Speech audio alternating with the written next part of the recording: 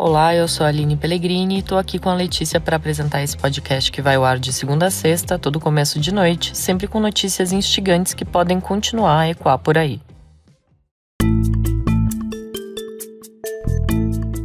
Quinta-feira, 6 de outubro de 2022, dia em que alunos fizeram protestos e reitores de universidades reagiram com preocupação ao anúncio de um bloqueio em parte do orçamento do Ministério da Educação. Na quarta-feira, entidades de ensino superior dizem ter recebido um ofício do MEC informando sobre o congelamento de valores que seriam repassados a elas nos próximos meses.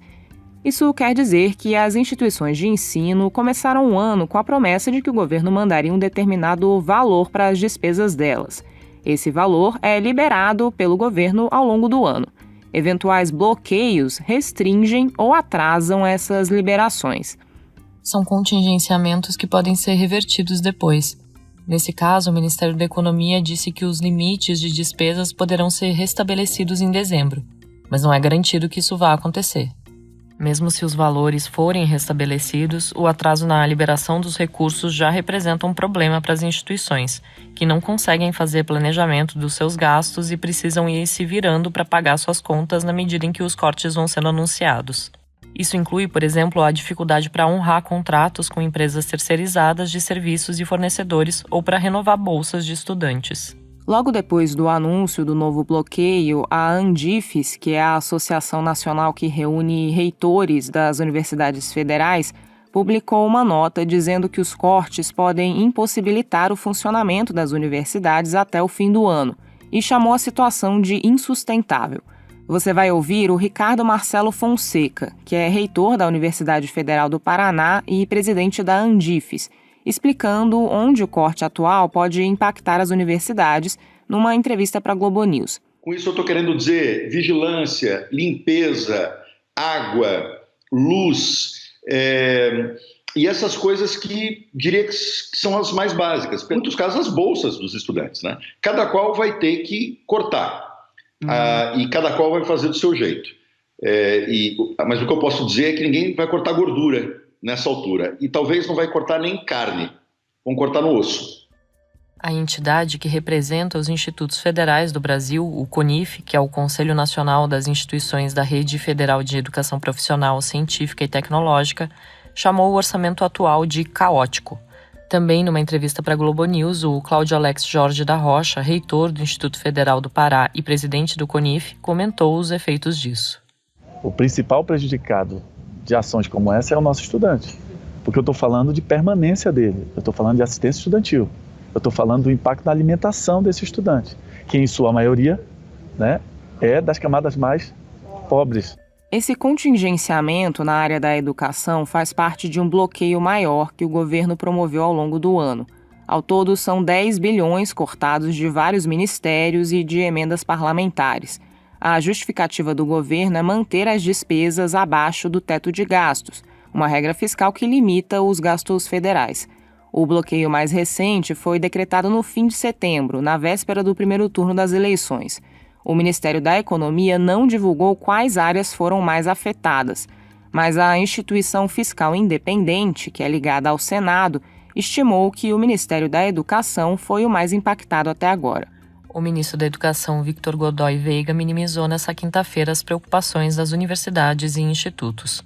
Ele negou que haja corte ou risco de paralisação de atividades e disse que as instituições que precisarem podem tentar obter mais recursos negociando diretamente com o Ministério. Ele acusou os reitores de terem motivação política para reclamar, dizendo, abre aspas, lamento ver algumas instituições que têm utilizado isso de maneira política, fecha aspas.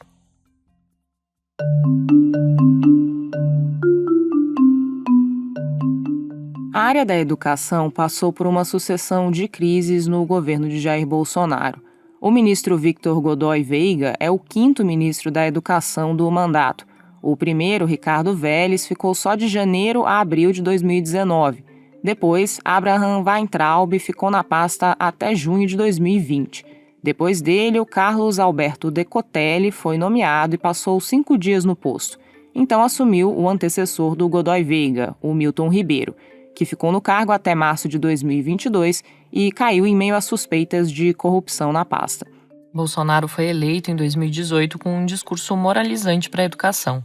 Na campanha eleitoral, ele dizia querer expurgar a ideologia do educador Paulo Freire e eliminar o que sua extrema-direita considera uma doutrinação de esquerda nas escolas e universidades.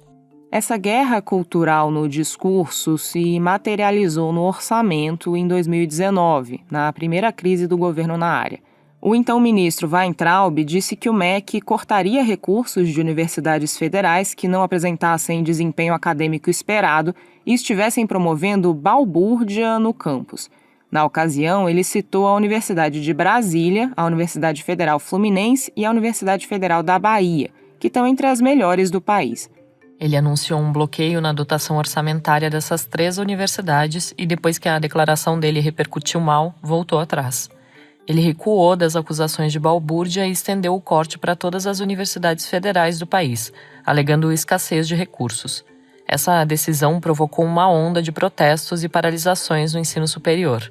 Professores e estudantes acusaram o governo de querer censurar e fazer controle ideológico das universidades, o que é inconstitucional. Apesar disso, o governo manteve o bloqueio.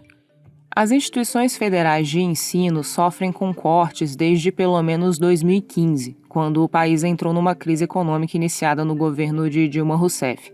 Os orçamentos de agências de pesquisa, como a CAPES e o CNPq, também caem, especialmente desde o governo de Michel Temer, e seguiram nessa tendência no governo Bolsonaro.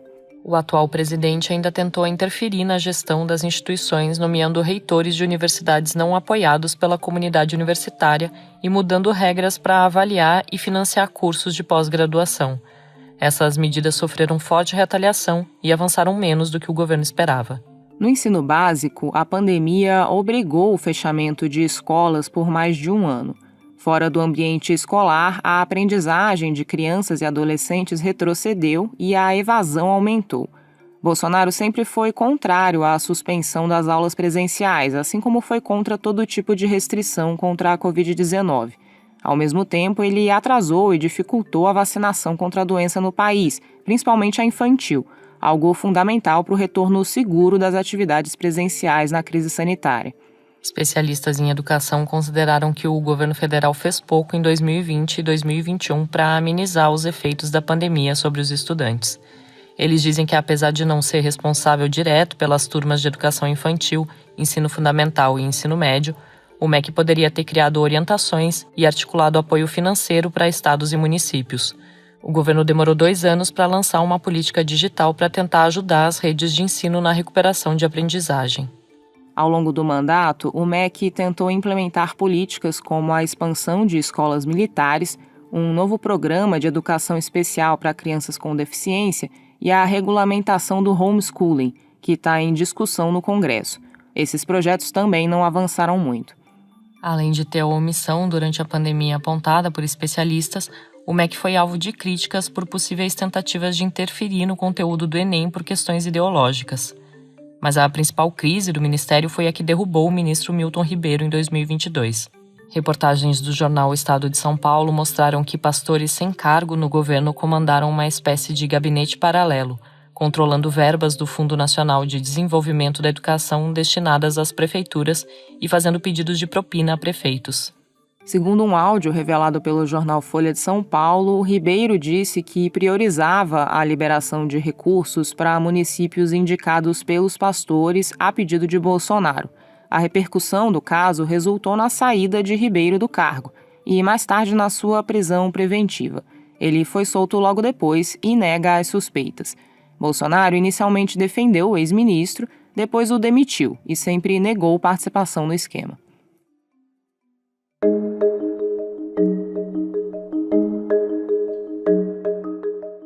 Os bloqueios anunciados essa semana se referem ao orçamento de 2022. O orçamento público é formado por despesas obrigatórias, como o pagamento de salários e aposentadorias, e discricionárias, por exemplo, custeio e investimentos. É nessa segunda parcela que esses cortes de agora entram. É uma parcela que, mesmo antes, já vinha sendo reduzida. O ano de 2015 teve o pico de recursos previstos para investimentos em educação pelo governo federal. Em 2015, 17% do orçamento do MEC era destinado a investimentos. Essa proporção caiu para 10% no governo Temer e para 8% no governo Bolsonaro. Na prática, isso significa que o dinheiro que as universidades tinham para usar no planejamento já era menor na comparação com anos anteriores. No caso do ensino básico, as reduções afetam investimentos para a construção de creches, compras de ônibus escolares e programas de capacitação de professores, por exemplo. Uma reportagem do jornal Folha de São Paulo mostrou que em 2021 o MEC pagou 101 milhões de reais para as prefeituras construírem creches. Foi uma redução de 80% na comparação com 2018. Em 2022, até o início de setembro, ou seja, antes do novo bloqueio, tinham sido pagos 94 milhões, ou seja, valor próximo do de 2021. Esse cenário tem deixado centenas de obras paradas pelo Brasil, segundo o jornal.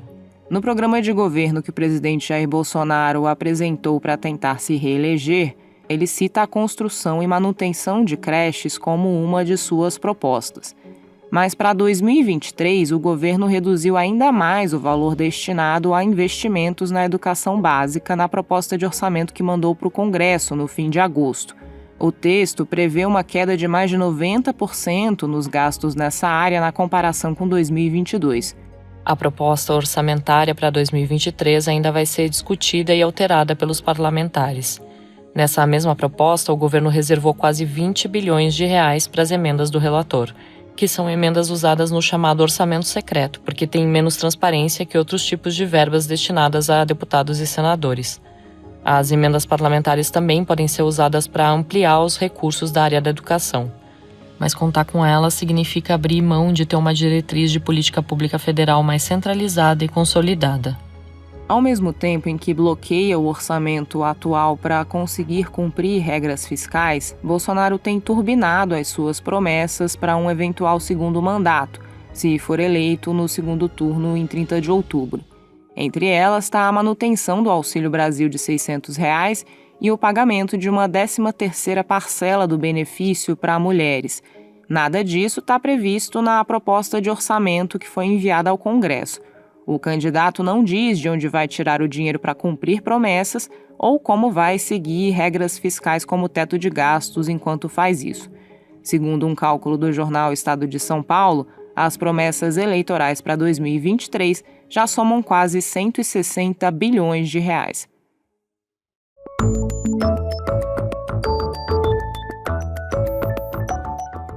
Meio ambiente e ciência nunca foram temas protagonistas na política brasileira, mas ganharam espaço no debate público nos últimos anos por causa da pandemia e do desmatamento em alta da Amazônia, entre outros pontos. Houve tentativas de ampliar as bancadas parlamentares dedicadas a essas áreas na campanha eleitoral, mas os resultados não foram muito expressivos. A Mariana Vick escreveu sobre o assunto para Ponto Futuro, editoria do Nexo dedicada a refletir sobre os próximos anos. Mariana, qual o saldo desses temas no Congresso que se elegeu para assumir em 2023? Eu conversei sobre esse tema com a Adriana Ramos, que é especialista em política ambiental do Instituto Socioambiental, e com o Renato Giannini Ribeiro, que é ex-ministro da Educação e presidente da Sociedade Brasileira pelo Progresso da Ciência. A Adriana me disse que a correlação de forças no Congresso não deve mudar muito.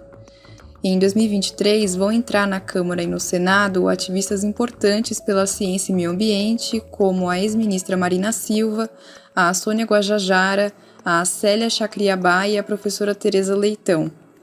Mas também vão entrar ex-ministros do governo Bolsonaro criticados nos últimos anos por terem uma atuação considerada negacionista ou omissa, como Ricardo Salles, que foi do Meio Ambiente, Eduardo Pazuello, que foi do Ministério da Saúde, e Marcos Pontes, que foi ministro da Ciência. Nomes pró-ciência, como Ricardo Galvão, ex-presidente do INPE, o Instituto Nacional de Pesquisas Espaciais, não se elegeram, embora figuras anti-ciência, como a Mayra Pinheiro, a Capitã Cloroquina, também não. O Congresso de hoje, 2022, não é lá muito preocupado com a ciência e o meio ambiente. Na área ambiental, projetos de lei que afrouxam a proteção da natureza passaram com facilidade na Câmara nos últimos anos. No caso da ciência, o governo federal fez diversos cortes na área e o Congresso não fez frente a esse cenário. É isso que preocupa o Renato Giannini.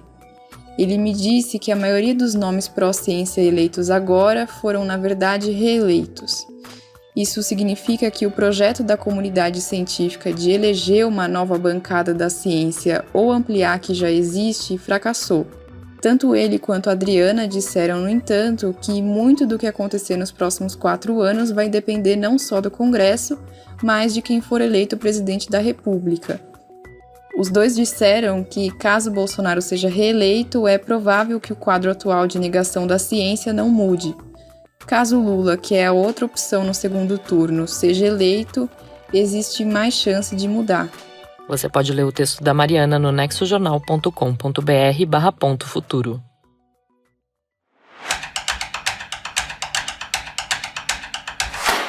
A escritora francesa Annie Ernaux é a vencedora do Nobel de Literatura de 2022, que foi anunciado nesta quinta-feira. O editor Antônio Mami conversa com a gente sobre o assunto. Antônio, por que a Academia Sueca escolheu a Annie Ernaux? A Annie Ernaux nasceu num ambiente operário, no norte da França, na década de 40, e é uma memorialista, uma escritora que escreve sobretudo memórias. Ela é uma autora que conta a própria história e a história do país a partir de episódios da vida dela. A Academia premiou esse poder da Ernaux de retratar diferentes classes sociais e gerações a partir desse ponto de vista mais pessoal. Os organizadores destacaram, abre aspas, a coragem e a acuidade clínica com que desvenda as raízes, os estranhamentos e os constrangimentos coletivos da memória pessoal, fecha aspas. Eu conversei com a Rita Matar, que é editora dos livros da Ernaux aqui no Brasil, para entender um pouco melhor esse estilo da escritora. Ouve só o que ela me disse. Eu acho que uma coisa que caracteriza muito a obra da Annie Ernaux é o fato de que os livros dela todos pertencem a um projeto literário. Eles todos partem de uma mesma proposta. Ela está sempre preocupada em investigar a própria vida pela dimensão social que ela tem. Então, ela acaba sempre tentando costurar e fazer aproximações entre aquilo que é privado e aquilo que é público, entre as memórias particulares dela e as memórias históricas. E, Antônio, como ler a obra dela no Brasil? Bom, a Ernaux tem 3 livros publicados aqui no Brasil, todos pela editora Fósforo. O primeiro deles é Os Anos, que foi publicado pela primeira vez aqui em 2019, e é o retrato de uma geração que ficou no meio do caminho na França, uma geração muito nova para viver a Segunda Guerra e velha para participar de Maio de 68. Tem também outros 2 livros, que são O Lugar e O Acontecimento, que foram lançados na sequência dos anos. E vem também mais coisa por aí. Eu vou passar a palavra de novo para a Rita. Então ela tem um livro em que ela fala sobre o pai, que ela escreve logo que o pai morreu. Esse é o livro O Lugar. Depois ela tem um outro livro no qual ela fala sobre um aborto clandestino que ela fez quando ela tinha 23 anos e o aborto era proibido na França. O livro mais recente dela, chamado O Jovem, que a editora Fósforo vai publicar em novembro desse ano, ela fala sobre um relacionamento que ela teve com um homem 30 anos mais jovem. Então ela vai passeando por diversos episódios da própria vida, mas sempre preocupada com essa dimensão social da experiência particular dela. Isso também faz com que ela... E para completar, a Annie Ernaux vem para o Brasil em novembro. Ela é uma presença confirmada na Festa Literária Internacional de Paraty, a FLIP. Essa é uma oportunidade de ver ao vivo essa escritora que agora entra definitivamente na história. Você pode ler mais no nexojornal.com.br.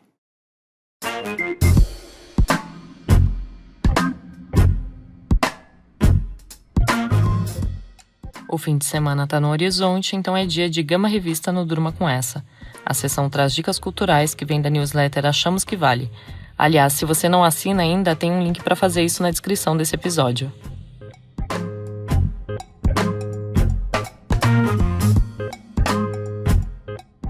Olá, aqui é Isabelle Moreira Lima, editora da Gama Revista. Nessa edição do Achamos que Vale, eu começo com uma dica de leitura. É a nova tradução da vencedora do Nobel, Annie Ernaux.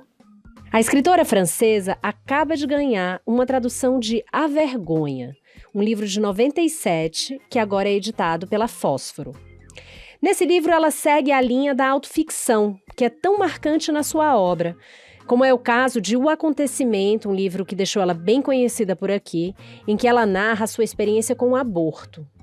Em A Vergonha, ela investiga com a precisão de sempre o contexto social e as transformações que ela viveu ao presenciar, aos 12 anos, um episódio de violência doméstica dentro de casa. Quem está em São Paulo não pode deixar de ir ao Festival Sesc Jazz, que neste ano traz 20 atrações e faz 54 apresentações no estado de São Paulo. Para quem está fora, pode dar uma olhada na programação online também, que traz shows e palestras. Entre os artistas estão Ilesse e Alaide Costa e expoentes do jazz feito na África hoje, como é o caso do sul-africano Dunduzo Makhathini. Vai até o dia 23 e os ingressos variam de R$12 a R$50. Para assistir é comida, comida e comida que não acaba mais nas telas. Quem não aguentava mais ouvir falar da série The Bear, que mostra a tensão de uma cozinha em Chicago e não tinha ideia de onde assistir, pode ficar tranquilo agora. Finalmente está disponível no Brasil, na Disney Plus. Dá também para assistir a Outras Cozinhas no Food Film Festival em São Paulo, que reúne 40 filmes sobre comida, produzidos em mais de 15 países. Vai até o dia 12 de outubro no cinema em São Paulo, mas tem online também para quem estiver fora. Entre os títulos tem clássicos como Tampopo e A Festa de Babette. Para quem está em Fortaleza, a dica são 10 horas da nova MPB na Praia do Futuro. Nomes como Letrux, Johnny Hooker e Jader são alguns dos mais consagrados do line-up do festival que acontece neste sábado em Fortaleza. É produzido pela Caixa de Evento. Mas tem também uma galera mais jovem do Ceará, de Pernambuco e do Rio de Janeiro para uma noite de canto e pé na areia. Na Praia do Futuro, a partir das 18 horas, com ingressos à venda na internet. Você vê o link no site da Gama. Para terminar, a gente indica um curso para quem ama comer e escrever. Com 4 oficinas de escrita ministradas pela jornalista de gastronomia Luísa Fecarota, o curso Língua e Linguagem, a comida e a escrita criativa com exercícios de degustação, reúne teoria, leitura, crítica e atividades práticas. Como referência, ela usa autores que rompem a fronteira da gastronomia, como Rubem Braga, a Raquel de Queiroz e Wisława Szymborska. Os pratos analisados são feitos pelo time da Escola Vilma Covesi. As inscrições estão abertas e a gente também dá o link no site da Gama. Por hoje é isso, pessoal, mas semana que vem eu volto com mais dicas da seção Achamos que Vale. Até lá!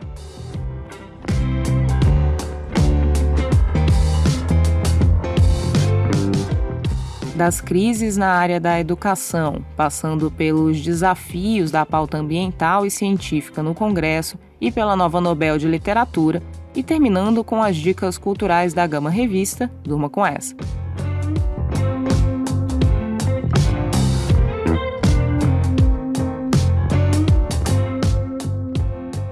Com roteiro de Letícia Arcoverde, produção de Aline Pellegrini, participações de Antônio Mami, Mariana Vick, Isabelle Moreira Lima e edição de áudio de Luiz Serafim, termina aqui mais um Durma com essa. Amanhã, sexta-feira, é dia de extratos da semana. A Letícia traz para você o resumo das principais notícias dos últimos dias. Até!